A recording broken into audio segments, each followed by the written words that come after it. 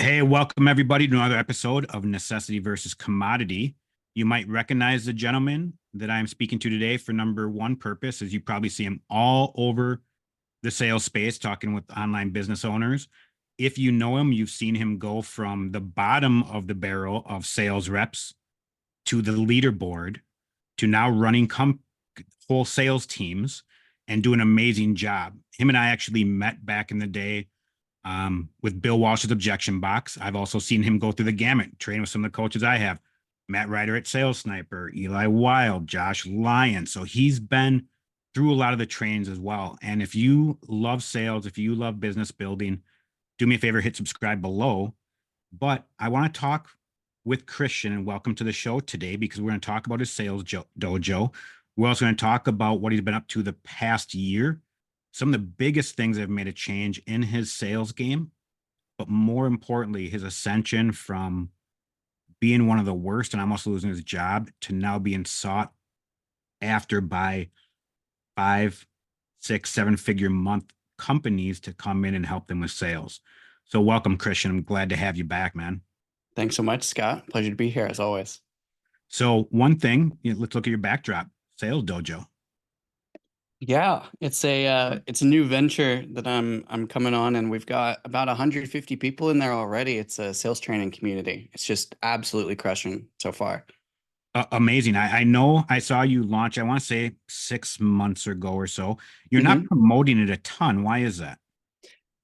I think because I don't want it to be one of those groups that just like everybody goes into for the sake of going into another training. Yeah.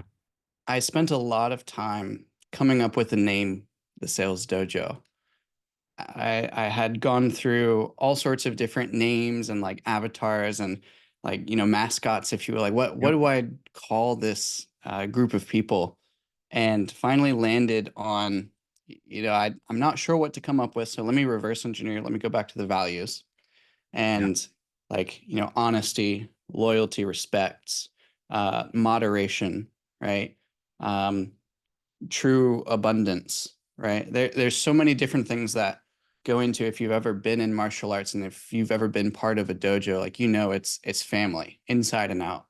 And so I don't want it to be one of those things that just like a ton of strangers just like come in and come out all the time, right? I Yeah. want it to really be a family, and that's what it is so far. So it's been working out really well. I absolutely love that vision. Number one, I did martial arts for a lot of my life. Yeah. Also, when I opened up my fitness business as well, we had the rubber mat, but we had carpet around it. Yeah. And there were a lot of people came in like, wow, this feels like a martial arts dojo. They all knew you took off your shoes and you respected the moment you stepped on the mat. Absolutely. And people's mindsets shift. And so I think Mhm. that's a really unique thing. I want to ask you a real big question. So I just named 4 really high level sales trainers across the space. They've Yeah. all got their unique abilities, all those type of things. Some people are going to ask, oh, is Christian just trying to sell me another $20,000 sales program? Give the details in the sales dojo because it's going to blow people's minds. Dude, it's I'll tell you, with everybody that you named, not only is it not just like me giving the coaching, but I have people in there who have sold more than all those people combined as coaches because they love the vision. But also, uh, it comes out to something like $3.50 a day. Like it's literally less than a Starbucks. And I go to Starbucks, I would know. It's Yep. crazy. It's crazy. But again, the goal is to build a family. It's not like a get rich quick sort of thing. It's not like I've made my money, right? Like I can retire if I want to at 25. I don't need money. I want to surround myself with people that we can all help each other ultimately. It's kind of my way of giving back to the industry that just completely changed my life. Let's talk about those things that completely change your life. Because we can talk about sales skills all day. We can go through frameworks. We can talk good, bad of All the script same. and Yeah. all that type of stuff, right? Obviously, and I know a lot about you. I know a lot about the sales dojo, same trainers, all that type Mhm. of stuff. And I know you're amazing. It's the same way I teach sales too. It's I don't teach a script, I teach frameworks and all that. Yep. And let's talk about the inner game part. because I'm sure Mm, when you first started and you were struggling, you were trying to memorize a script. You're trying to go off a script. You're trying to be this super sales guy almost in your head. yeah. I'm assuming you don't view yourself that way anymore. I think eh, I view scripts in a little bit of a different light than most people do. And I'll back up with that by prefacing, like, there is no good or bad, right? Like things Right. aren't good or bad, they just are. Yep. And once you accept that, then you can realize that like a script isn't good or bad, it just is a script. And so it can be used for good, it can be used in a bad way. And so ultimately, I think it's really helpful for beginners to start to understand what questions to ask and understand how to form sentences and all the stuff, just to kind of gain a little bit of a foothold on what this whole sales thing is. Um, and then eventually you start to move away from it, right? And Yep. then maybe you'll come through a season where you want to go back to your scripts, and then maybe you'll go through another season where you don't need them. And it's always just this fun pendulum of, what season are you in? It's a beautiful way to give an analogy about it. You know, it kind of goes with the dojo sense, Yeah. right? Like you're a white belt. Like you Mhm. need to understand a punch and you understand this kick. Script is there for it. But the difference between a white belt and a black belt isn't 10,000 more kicks. You just been practicing the one 10,000 times. Yep. And I loved your unique spin of like, hey, you go through seasons because I'm sure you're like, I have. Well, obviously, number one, a lot of different sales coaches, but Mhm. you write a bunch of different sales books. You did a bunch of different personal development books, Yep. philosophy books, things that change your perspective of how to communicate with people. So go Exactly. through a little bit of that journey as well that you've been through over the last couple of years that you feel have had a huge impact on you. Man. Um, Over the past couple of years, well, we can just kind of start at the beginning. I was a choir teacher at first, if anybody doesn't know the story. I was a choir teacher at a high school, and I basically just realized that that wasn't the future, that wasn't the trajectory that I wanted with my life, right? There was actually very little trajectory at all. It was just like doing that for the next 40 years. I was like, I don't know that I can do that. And so I started to kind of look for other things. So then I found the high ticket space to build my own high ticket business because I had a skill that I wanted to leverage into, teaching other people. Um, but through that process, I realized that I just didn't have enough experience in that yet. Even though I had this skill and I was better than probably 99.9% of people in the world at it, um, it still just wasn't enough as a business owner. I didn't have the experience of sales or of marketing or of fulfillment. I didn't know how to run a business, even though I'd like bought into a high ticket coaching program to learn how to run it. Yep. But what I did learn was that there are other ways to learn. There are other ways to make money. There are other ways to live your life that I had never even known about. And so my whole paradigm shifted and it was opened to the world of high ticket and of business. And so throughout all of that time, I was also looking for something that I could do, a skill that I could learn that had both like longevity.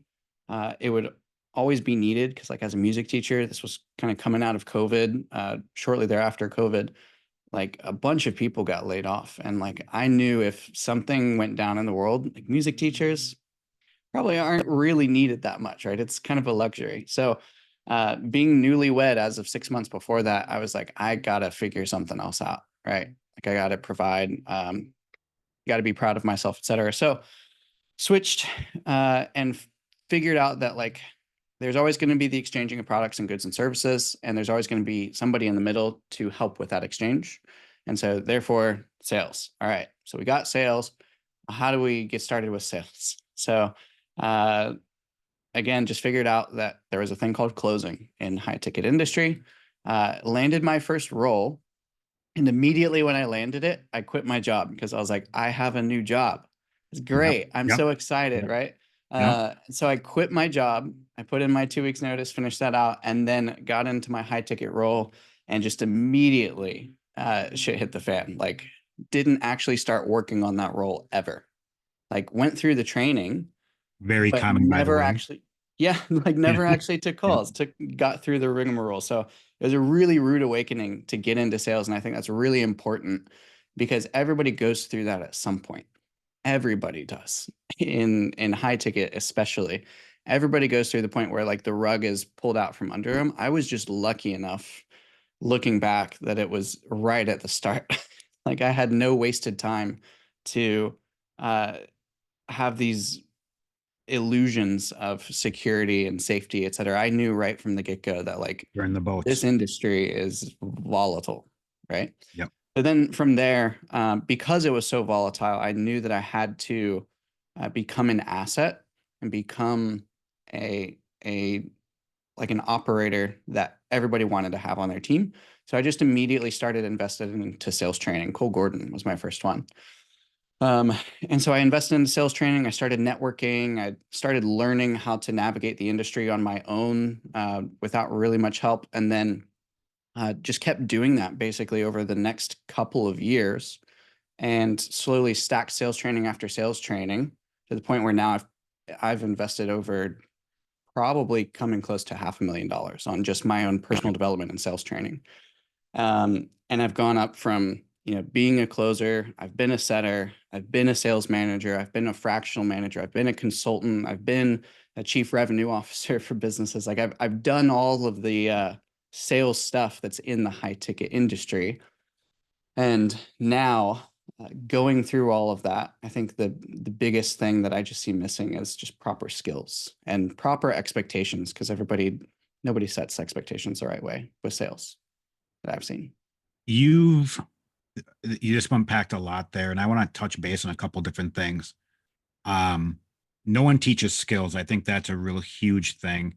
And I love the aspect of the way that you've grown because I'm a firm believer is try to learn as many high income skill sets you can, which Yeah, is why I've always invested in sales training. That's why I have investing in copywriting training, marketing training, yep, personal development training. Same thing over the years.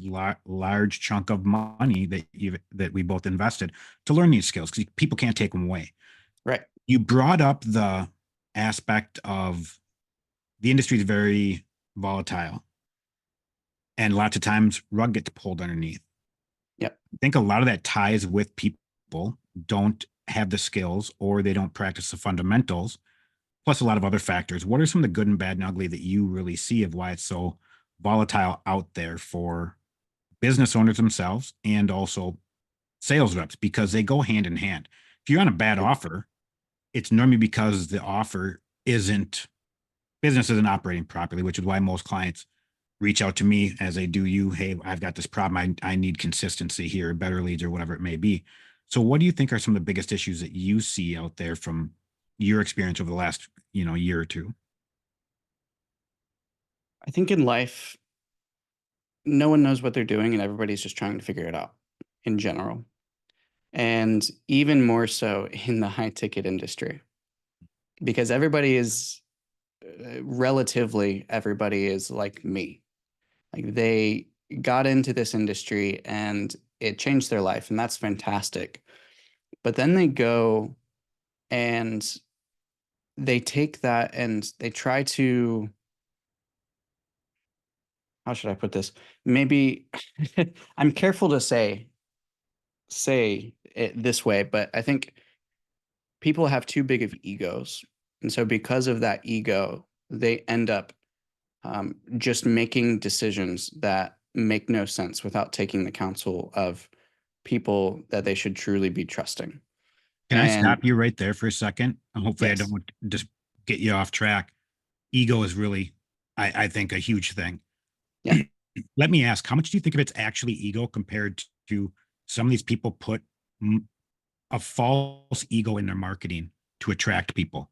Do you think it's a combination of both, one or the other? What do you have I you think experienced? it's definitely both. But what I mean by that is like a business owner, let's say that this just recently happened to me. So I'll just give you a real life example. I was a fractional manager on an offer and also providing some consulting services with them. And uh, basically, we went through a tech swap. So we swapped CRMs, we swapped dialers, we basically just like switched the entire tech system. Mhm. And it was just insane. Like so many logistics with that, making sure that we didn't lose leads, making sure that we didn't lose revenue, making sure that we didn't lose reps because of the extra work. Like they had to work two systems for a while. It was crazy, Yep. absolute madness. But through all of it, we ended up doing our second highest month in revenue in the business's history, Beautiful. despite that. Yep. And then the next thing that happened was myself and the other sales manager that I had kind of brought on with me to help manage the team and train them. We both got let go. And not to say that that was right or wrong, but in my mind, that is an example of what happens in high ticket so often, that there's just not enough of a good feedback loop, I think, with business owners with enough experience to be able to help them learn what they should do and what they should not do within a business and what's a wise decision versus an unwise decision, right? Yep. So I think I think the experience part is really the big one. Like time takes time. You can accelerate your growth and your results quite a bit with training and with hard work, but there are certain things where time just takes time. Right? There's a reason that the biggest portfolios and the biggest companies in the world have been around for a long time, and that their leadership has been mentored by other leaders who have been in business their entire lives, who were mentored by people who had been in business their entire lives. And like there's a legacy of that that trickles down. But in high ticket, there's not. It's just like one guy who happened to make $1 million a month teaching another guy who's at 100K to get to 500K. And then that guy teaches a guy who's at 50K to get to 100K. But like the lifespan of that experience is just like 3 years. I I hope people really understand the gold nugget there, because you've been in a space long enough, like I have, where you see people post every so often the, oh, coaches coaching coaches, or coaching coaches, or coaches Of course. coaches, right? And I know that they're kind of doing a rib on it, but I also think it's a very important thing. Everyone should be hiring someone. But you Yep. bring up something very unique, two different parts. You look at these corporations, they're brick and mortar, or huge names that we've known forever. Yep. They have structures, right? Yep. They have systems, these pieces in place. I see the high tech industry actually starting to do that in certain companies now. And I Yep. think there's some blending going on, which is really important. But to your point, in the high ticket space, since everything can change so fast on a dime from a platform, the way it works, a new platform comes out, different things happen. COVID, everyone was online learning everything and watching everything, and it changed the way that people interacted on social media, changed the way that they bought, to change the way that they wanted to be sold to, all of these different variations. Then you have an Apple iOS changeover, then you have this changeover. Holy crap. Like if you're marketing online and you're a business owner and you have all of those changes happen in an 18-month period, how do you get yourself out of that? And to your point, to actually having mentors and people that were doing that have done business in years is super, super important. So where Yep. do you see some leaders stepping up, helping people actually through that right now? I think it's hard because in high ticket, I haven't seen a ton of that. Like there aren't many people in high ticket who have that experience. And so what I believe is going to have to happen, and I've seen it with the true highest echelon of people in high ticket, they're going to have to go to people outside of high ticket, I think, in the corporate world and actually learn from them.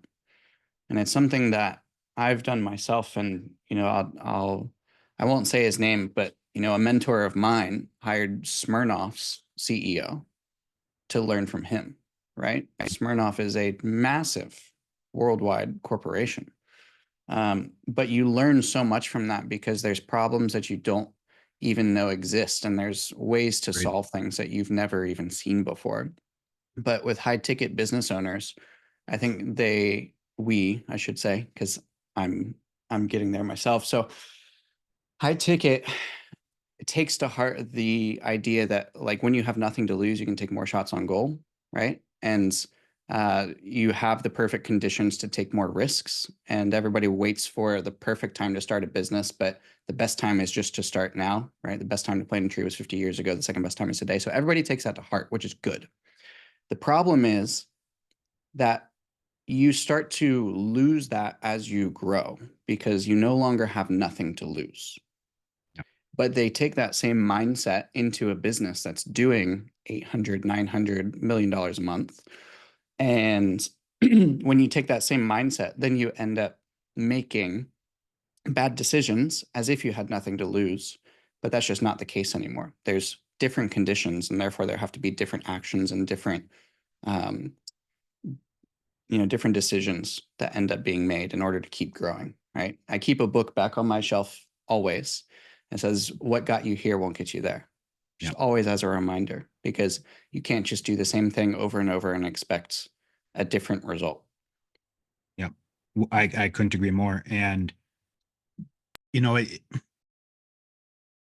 not to shamelessly plug myself here, try not to do that really too often on podcasts, but, Do it. Plug you yourself. know, Go.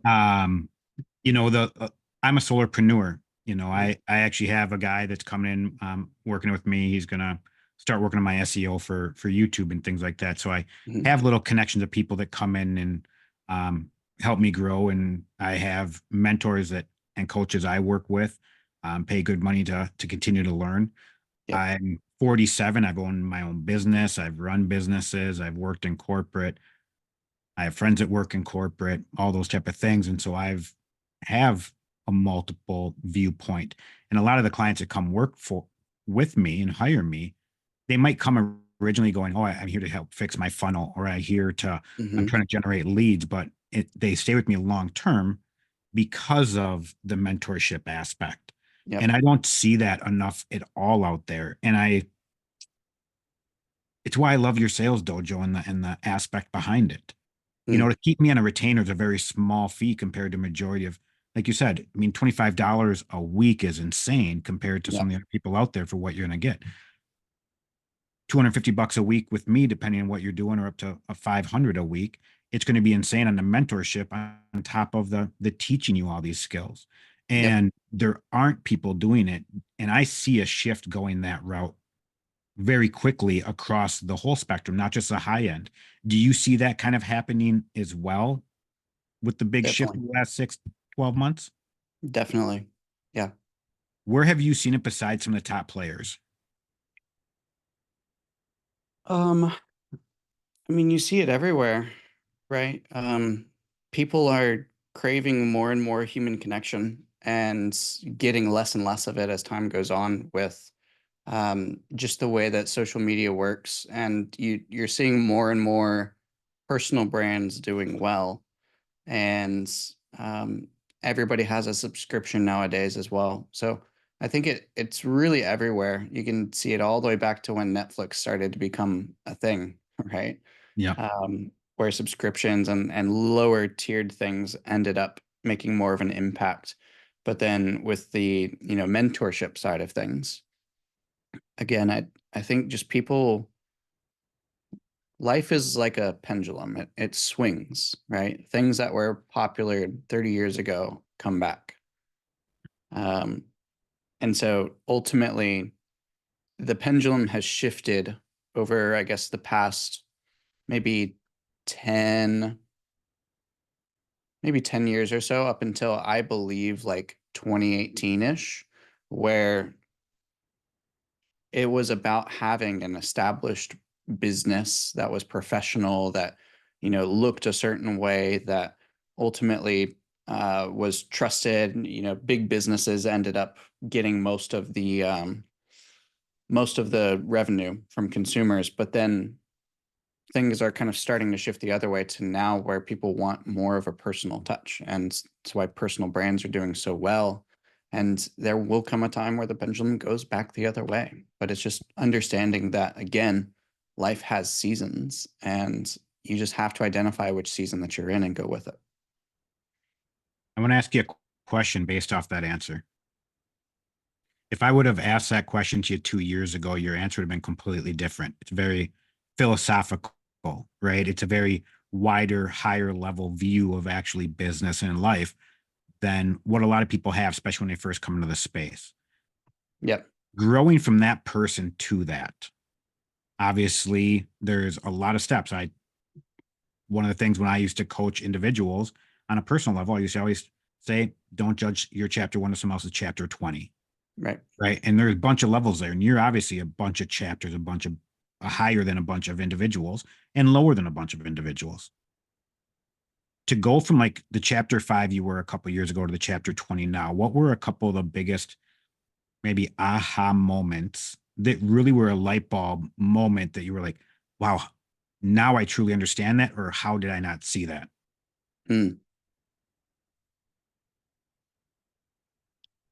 I would say thoughts aren't truth. I would say that feelings don't require actions. Things aren't good or bad, they just are. Our greatest enemy is our own ignorance. To change your life, you have to change your environment, your surroundings. I mean, there's so many things I could say. I think the way I would have answered that question, as you said before, I think I probably would have just criticized businesses for operating the way that they do because of whatever political views or what might not be. But I think criticism just helps people justify the risks that they choose not to take in hopes that it dissuades others from doing it. That way, others will just be in the exact same position as you are, which then justifies that you made the right choice.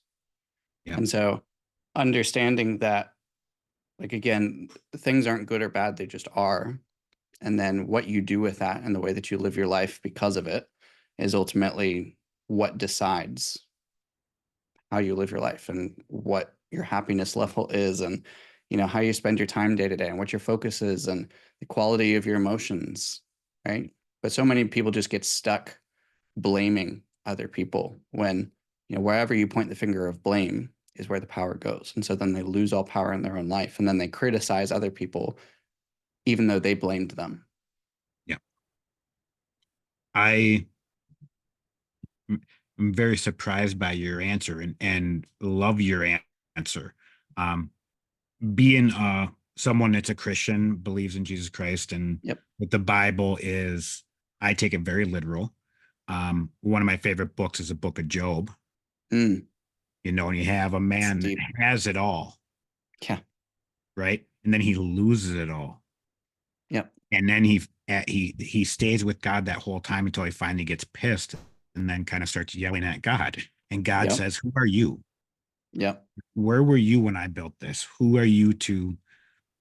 And it's a very profound way, because that book actually, a lot of people take it of like however they want, of like good things can happen, bad things can happen to good people, all that type of stuff.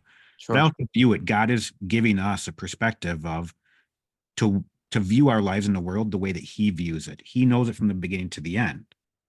So any situation we're in, who are we to say it was good, it was bad? Because oftentimes the bad stuff that we hate, a year later we look back and be like, oh my gosh, that was the greatest gift God could have given me in that moment. Yeah. And there's a old story too. It's about a farmer that goes right with it. And so he has a bunch of horses. A horse takes off, gets away. His neighbor's like, oh, you lost a horse. Do you know what I'm talking about? I do. So the horse gets lost. The neighbor goes, oh my gosh, it's bad. He goes, yeah, it could be, might not be. I don't know. We'll see. Right. And it just keeps going. And you hear the story, and his son breaks his leg. That's a sad thing. And then son doesn't get put in the military. Is that a good thing? Right. And to take life of it just is. And so how you respond to it often is more the important thing. And I'm glad that that's a nugget that you bring in. I hope people understand that, because if you're in sales or business, you don't have a clear mind, you're not thinking quick. Yep. If you're emotional and frustrated, your decisions are often clouded. When you can kind of get in that piece of gratitude, what can I learn from this, and move forward, it's a very powerful position to be. And having that philosophy, I can see why you're so good at sales too, and coaching people, because you truly need that as a gift to really elevate. You do. And I think it's something that you need in order to just be happy too. Like Agreed. a a quote, I think it's Hormozy that says it, is good things aren't as good as you think they are, and bad things aren't as bad as you think they are. Yep. Right? The billionaire riding in his private jet has a thing that, he wants to be getting to, that he wishes that he was there. The millionaire chartering the private jet one time sees the billionaire and wants a private jet of his own. The entrepreneur sees the millionaire and is like, man, I wish that I could private a jet, charter a jet. And then, somebody working a 9 to 5 sees an entrepreneur. They're like, man, I wish that I, was just working for myself. And like it keeps going down to, you know, somebody's driving their car to their 9 to 5, somebody's riding their bike to their 9 to 5. They're like, man, I wish I had a car. Somebody sees somebody biking and they're walking. They're like, man, I wish I had a bike. Somebody is in their wheelchair. They're like, man, I wish I could walk. Somebody's on their deathbed. And they're like, man, I wish I had more than 6 months to live. Like there's no end to it. And the goals that people have, the problem is they think that it's a bullseye. They think it's a target Yeah. or a destination, but goals are horizons, and each step closer that you take is another step further that it runs away. And so you have to learn that the person that you become, the person that's forged through the hard work that's required in order to obtain the goal, is really the ultimate destination. Agreed, Because 1,000%. only then can you really, like, the only person who can judge your success at that point is you, because only you know how much you have left in the tank. 100%. It's interesting you kind of brought that up and kind of horizon. So the gentleman who's going to be helping with the SEO, I don't know if you know him or not, but David Jen, he's kind of been around and Mhm. done remote sales work and stuff like that. He's going to be helping me. And he talks about going into monk mode, like for 90 days. It's just Yep. right Lock type of in. deal. And so we were talking yesterday and kind of planning things out. And I go, David, I want you to take a look at it as if you're looking at a mountain range. Mhm. Right now, you're focused on this first mountain. I'm already see that one, and I see the next one, next one, next one, because I'm a visionary. That's how my brain works.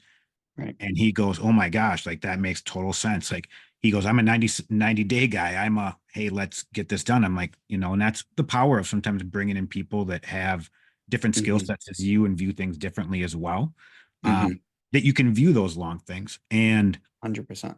for a lot of years, certain things held me back either because I was a perfectionist or because I put someone else on a pedestal, like you kind of said, of like a millionaire chasing the billionaire chasing the trillion. There's always another level. And I don't even remember when it was, probably 10, 15 years ago, I started calling myself a proactive perfectionist. So Mm. the moment that I didn't do something because I was scared, because I'm not going to be perfect at it or whatever, I'm like, hey, this is where now I'm going to be a proactive perfectionist. So I'm going to start it and get better each step of the way. It was like a huge mental shift. And it's always interesting as we go through these shifts, as we up level of where we get to. And so the reason why I kind of said all that was to ask you this next question. You being a sales manager or walking into a business and you're looking at how their system is set up. Number one, what are the first things you look at? Number two, how do you start actually coaching the trainers and figuring out which ones are good, which ones maybe should be cut? Let's dive into some of those Mm. details there so people see how you work, from behind the scenes. Definitely. So if I'm coming into a business and I'm consulting, the first thing that I just want to do is go through all of the data and figure out where the lowest hanging fruit is there, what numbers look off, just based off of experience and, contextualizing it with other numbers. And the very first thing that I always do within a business is just map everything out so that I can visualize it, so that I understand it, and so that the business owner can visualize and understand it. and then figure out what the first steps are. The first steps are always figuring out what's the dumbest shit that's going on that's losing the business money. Yep. Sometimes it's as simple as, like in close, there's a little checkbox that basically says only text during business hours, right? So that it's not sending text outside of like 8 p.m. to 8 a.m. Yep. And that small shift increases the response rate of texts typically by anywhere from like 18 to 32%, I've seen, which And then it keeps you increases, legal. right, and keeps you compliant. Yeah. And so it obviously saves you legal fees, but then also it will increase the response rate, which will increase show rate, which will increase close rate. And usually that's like an easy 50 to 100 grand in a month that you'll find like just out of nowhere. And it's a stupid little checkbox and Yep. somebody just didn't checkbox. So it's little stuff like that at first. And then after that, I want to look at processes. So what's working, what's not working, where's the fall off point, where are people falling out of the funnel, where are people falling out of the sales process, et cetera. Let's plug those leaky holes. Let's maybe shift some things if we have a big fall off at this certain step, the handoff between the setter and the closer. Let's fix that from a process standpoint, not skills, process. Let's look at all the automations, when they're going out, how often they're going out, how long before each thing are they going out. Are people rescheduling at the second confirmation before the call or the first one? Let's take off the reschedule option. There's so many different things that go within that, but fixing the process. And then the last thing that I look at is the people and the skills. I meet with everybody, get a feel for it. And sometimes I'll go through the funnel as well. In this process specifically, I will have already gone through it earlier. But for this specifically, to get on calls with a few people, like with a pseudonym and stuff. And then very quickly, we'll see like who needs some improvement, where, and how we can do that. But at that point, the process is so dialed in that the team is ready for that because they're already making more money than they were before, just doing the same exact stuff. So Yep. then they're a lot more keen to take some skill development in that sense. Because sometimes you come into a business and top sales rep is doing 400K in a month and they're like, oh yeah, I don't need any training. But then you fix some things, they're like, oh shit, maybe this guy knows what he's doing. So that's Yeah. always Well, fun. I'm glad you started off the checkbox and then went into systems. Like Mhm. I firmly believe, marketing sets your salespeople up for success, right? 100%.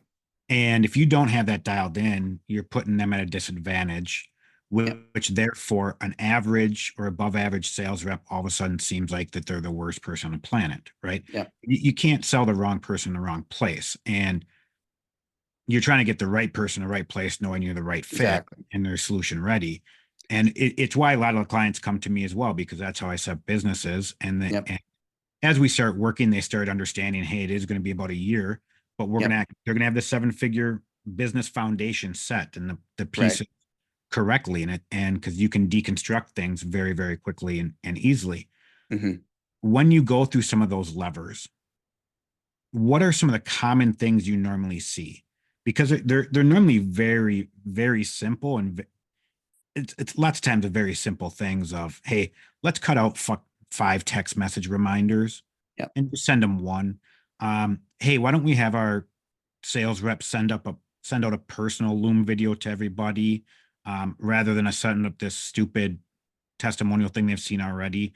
Yep. Little things. What are some little things that you see there? Very common ones. Yeah, there's definitely a lot of them that come flooding into my mind. I'd say Yeah. the most important thing is to understand the business that you're in. Like know your business and keep knowing your business is something what it's in a book, How I Raise Myself to Success with Selling or something from failure to success with selling.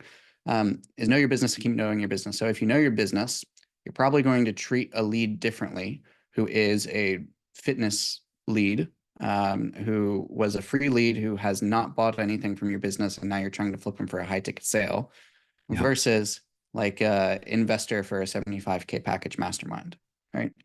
Yeah. So understanding your business first and then just putting yourself in the shoes of the prospect and really viewing it from their lens, right?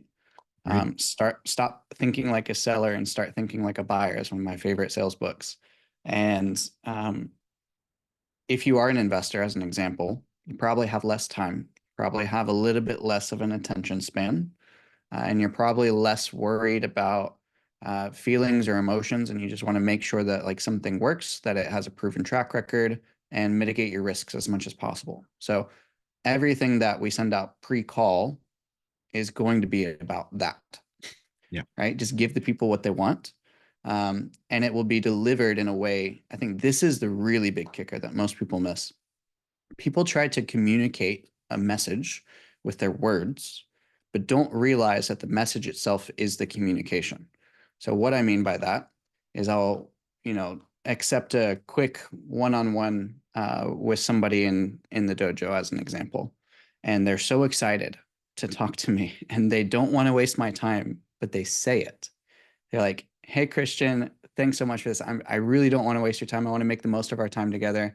Thank you so much." And like, blah, blah, blah. But they don't realize that by doing that, you are taking up more time. Yeah. So, like, don't even say, "I don't want to waste your time." Just don't waste time. Right. I think that's the really big kicker that lots of people miss, because they'll try to, you know, pre-frame objections. They'll try to, sales reps will try to handle objections early on the call, or they'll try to sell this feature or something, or, a business talking about, hey, make sure that you're not late to the call because we take these calls seriously. Like, instead of saying that with your words, communicate it through the way that you operate, and it will land 100 times better every single time. Agreed 1,000%. Ironically, I was just kind of teaching on kind of the messaging and marketing piece of things. And it's very much like what you're talking about, of that proper communication, right? Like if you're trying to lose 10 pounds, nobody cares about that.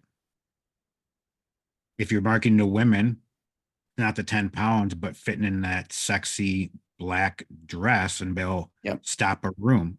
But really that deep desire is they want to look amazing naked. Right. Yep. So don't talk about the 10 pounds, communicate the looking, knowing that no matter what age you are, it's the sexiest you've ever looked naked, because that's really what you're after. And it's really interesting, like you said, going through a sales process. Conduct yourself the way you want someone to show up. Mm-hmm. People often act the way that you act towards them. And so just being a leader, people kind of follow suit there. Mm-hmm. And I would add one more thing to that, and it's just realizing that everything speaks. Something that I teach in the dojo a lot around psychology is that everything speaks. And so your words are just one part of your communication. And sometimes you don't need to say it. Sometimes it's already been spoken by something else. So, you don't have to say that we're the best in the industry. You just craft your process in a way that exudes that, so that every prospect knows, just going through your funnel, they're like, this is different, right? Yeah. These guys know what they're doing. Yeah. And it really is key. And I think you bring up something interesting where, tying back to what we said earlier about, so many people are out there are just learning from a guru, that, and everyone's kind of copying each other rather than Mm-hmm. really diving in and looking at who is your ideal buyer. And if I'm first year with a client, I'm going to build out 4 different avatars. One that's identical match to who they are as an individual, because lots of times the people who are hiring you are probably who you were 5 years ago. So let's match you. Let's look at someone that's looking at buying the Lamborghini. Let's look at someone that's at mid tier, and then look at somebody that's looking for a low tier. Because if we combine all 4 of those perceptions and we display in different routes of, we're going to track each one a little bit individually. We have a different spot for each one of them. It puts you in a very powerful place of success. But also you're conducting yourself of building yourself in a higher value position as well, doing that. And Mm-hmm. too often, if you're doing the same thing as everybody else, you get lumped in with everything else. So what are some little things that you might do differently to help showcase that for somebody else? Like a tip you might be able to give, like there's a business owner looking right now of like, oh my gosh, Christian, that's a great idea. I'm gonna go implement that into my structure right now and see if that has a good positive effect. You're asking how to stand out from the crowd, or what Yeah, specifically? something that you would do Mm, action wise through someone's funnel that would, yeah, make them stand out differently. To go, oh, geez, I booked a call with two other companies. Wow, this one's different. mm. I would say with your words, point to one thing, and with everything else that you're communicating with, point to all the other things that you want to pre-frame or seed in their mind. So, just as an example, if somebody wants to stand out from the crowd, if they want to be seen as different from their competition, I mean, you know this. If a sales guy comes up to you and they're like, "We're completely different from anybody else in our industry," like as a prospect, your first reaction is bullshit. Yeah, Like 100%. done, brain shut off. You're Yeah, gone.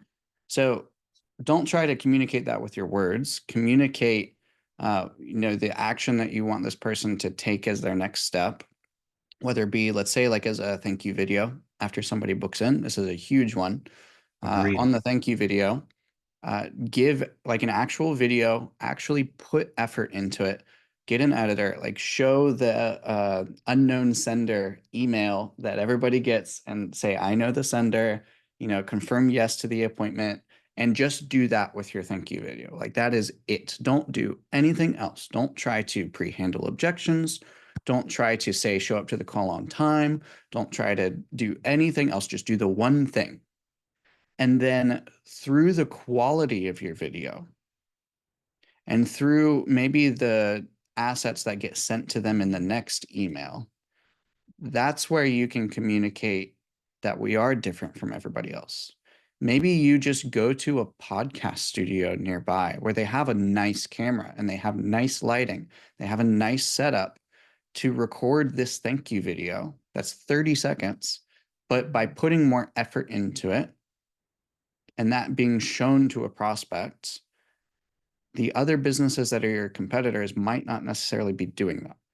So as you stack up these things in your favor, as you stack up the evidence of what you're trying to communicate, then it naturally gets communicated on its own without you ever even having to say anything about it. 1000% agree. 100%.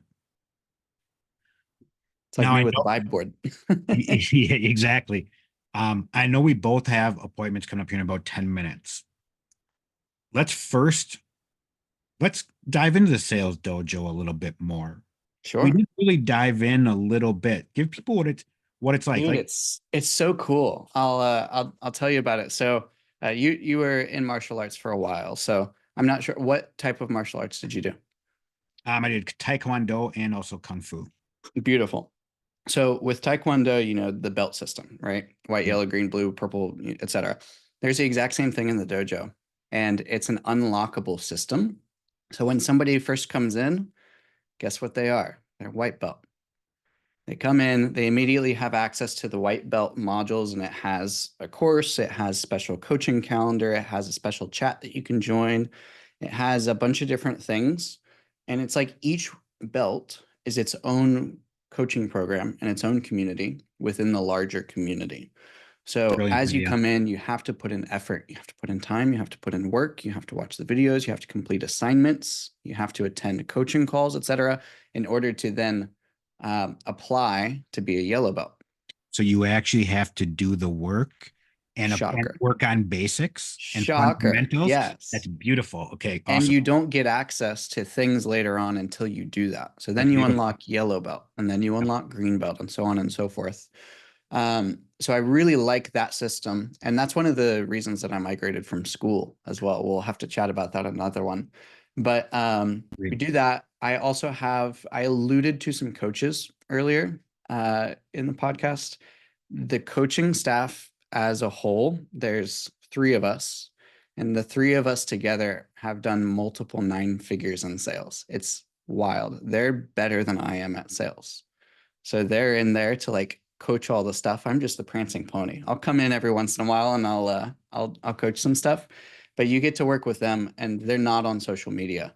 I had to dig through some networks to find these people and pay them a lot of money and convince them to come in and coach. So you get access to them.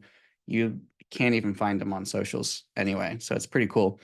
And then I'd say the last really cool thing about the dojo is there is a big giving back mentality that I've put into it, in that there's giveaways where I've already given away like a pair of AirPod Maxes, given away a PS5, given away a couple of one-on-one coaching calls. And then there's even just like cash giveaways, stuff like that as well. And then as you progress through the belt system, you actually get sent a real life physical belt with a stand. So as you I go love through, you that. can put it on your shelf, and you start stacking your belts up as a reminder every day to like actually go in and train, remind yourself of the values, remind yourself of the community. And it's just a really cool thing. I think I'm I trying think to build it's it different. brilliant. I'm building it differently than anything I've ever seen before in the high ticket space, because people don't, I think it's one of the biggest reasons why high ticket is having such a struggle right now, is because people just don't put in enough effort. Agreed. And if you just simply put in more effort, then what you want is going to come. It's only a matter of time. But so many people try to just build a sales training program for 20K or whatever, and it's just like a couple of coaching calls and a half-assed thrown together course with no real incentivization. There's no uh, mindfulness for how psychology works and how, like, what is actually best for students. It's just like it's just a cash grab is what it is. Yeah, agreed. I think it's an amazing, beautiful structure. I might steal it from you actually. Do it. Um, it's and I just love everything about what you're saying in this call so far. And to go back, just talking about like how to perceive, like just watch the way Christian talks, watch the way that he presents himself, watch the way he explained everything. That is communicating high value, and the no brainer is it's $25 a week. Wild. It is Wild. wild. I can't believe I'm not in there. I'm sorry. Yeah, I'm going to be asking for a link. I'll send you the Oh, link afterwards. and everyone will put a link in the comments. So make sure you do that. And I'm glad you're doing things different. You've done a bunch. You've seen where things are failed, right? It's one of the biggest reasons why a year and a half ago I said I need to open up my own business again, and decided to do what I'm doing. It's to do something different in the high ticket space to help the people that are struggling in the high ticket space, and actually show them why, and show Yep. them a better way. And I think that's a really unique way, the belt, and you have other individuals that aren't even a high ticket space. So if you're concerned you're going to hear the same old lingo jargon, I'm assuming it's completely different, Yep. which I think is awesome too. When I first saw you launch it, I was kind of like, I want to see where this goes. Where's Christian Yep. taking this? And you have me a hello right now. Like I'm really It's excited. I want to join it. Yeah, it's part of all the one of the biggest values in the dojo is just moderation, and it's understanding that there is no right or wrong answer, right? Things aren't good or bad, they just are. And having been through pretty much every sales training program that I can find, like I still just buy programs just for the sake of going through them and learning them. Yeah. Um, like I've found what works in each one in what situations, and everything works. Like there's a reason that the people who are building them are successful. Yep. And so all that I've done is I've just taken all of that, figured out what works when, what doesn't work when, and just systematized it and put it all together. And like I'm very upfront with people inside. I'm like, this will probably work at this point, but that's just my opinion and that's based on what I've seen. This could also work. And like that's everything. There is no right answer. It's just do the thing and see how it works. Test and iterate for yourself because that's the only way that you can learn. I absolutely love that point of view. It's same way I look at everything. It's same way actually I say to my clients is, yeah, no, we can do this or this. This could work here, and otherwise you're going to get this result. It's going to fail. This might Yep. work, and then it's finding out what do you actually like best, right? Like what works for your life too, and who you are. Even if I'm coaching sales with my clients, one thing I would say, don't ever try to be me. Like quickest way to failure, learn from what, and the understanding of what's going on is really, really key. Um, you said you give giveaways. Mm-hmm. is that like like just a one surprise thing, or like how quickly you go through things? Because I think that's a unique thing. I love the belt thing, but then also the extra giveaways, because I'm pretty blown away. But you do that when it's $25 a week just to begin with, Yeah. giving belts out. So Oh, like I'm you're giving almost away losing money. everything. Yeah, I'm it's giving not. away everything with this community. Um, let's just take one of the giveaways as an example is inside Yellow Belt, and it's like a spin the wheel thing, and you get to spin it every day. As you have to come back in order to spin it, so it keeps people coming back. But then on the wheel, it has prizes like Uber Eats gift card. It has, Yeah. AirPod Maxes, PS5. It has a 30-minute one-on-one with me. It gives paid access for a free month, all sorts of stuff inside there. But the goal is ultimately everything is built with purpose to help people who end up joining Yeah. to help themselves even more. Yeah. Do the work, do the fundamentals, and just get better. Right. And not only will you be rewarded by your environment and being able to close more deals and have more influence in your life, Yeah. but also I'm going to reward you because I know that that will lead to more reward from your own environment. And that will change your life. Yeah. So everybody, make sure in the descriptions you check, because I'll have links so you can get a hold of Christian on social media, but also look at the Sales Dojo and join that, because I think anybody that listens, it's no brainer for $25 a week. Christian, before we wrap up, is there anything that you want to give somebody a nugget about? Anybody that's watching, whether it's a sales beginner, sales pro, a business owner, anything you want to drop? I I would drop the idea that exceptional um, people want to be exceptional, but they don't want to be the exception. And you can't do things that everybody else approves of and suddenly achieve an outcome that no one else achieves. Mhm. So it's okay to not be exceptional, and it's okay to just stay in your lane and do your own thing. But if you do want to be exceptional, you have to accept that you will be the exception. I absolutely think that's brilliant, and I love that. I so appreciate coming on, Christian, and the door is open anytime. So if you need something, let me know. I'm glad I reached out and we got to chat. It's been way too long. And yeah, thanks for all Nice. you're doing in the online space. You keep crushing it. Much love, brother. Appreciate it. We'll talk soon. Cool.